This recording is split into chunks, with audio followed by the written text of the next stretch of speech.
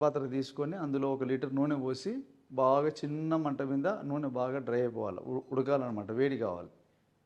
అప్పుడు ఈ మందారం ఆకులు, మందారం పువ్వులు మనం పేస్ట్ చేసుకుని ఉంటాం కదా, వాటిని ఆ నూనెలో వేయాలి.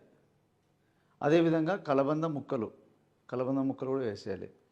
మూడోది ఏమంటే గడ్డి చామంతి బాగా చిన్న చిన్న ముక్కలు కట్ చేసి వేసుకోవచ్చు, లేకుంటే లైట్గా పేస్ట్ లాగా దంచి వేసుకోవచ్చు. ఇవన్నీ ఒక కనీసం అంటే ఒక అరగంట సేపు కానీ గంట కానీ నిదానంగా చిన్న మంట మీద డ్రై కావాలి. బాగా ఉడికి అంటే ఈ మూలికలలో ఉండేటటువంటి బలం అంతా ఆ కొబ్బరి నూనెలోకి వెళ్ళిపోతుంది అనమాట. కాబట్టి ఆ విధంగా బాగా డ్రై అయినాక ఆ ఆయిల్ కొద్దిగా చల్లగా అయినాక దాన్ని వడబోసుకొని సీసాలో భద్రపరచుకోండి. సీసాలో పెట్టుకుంటే ఎక్కువ రోజు నిలువ ఉంటుంది.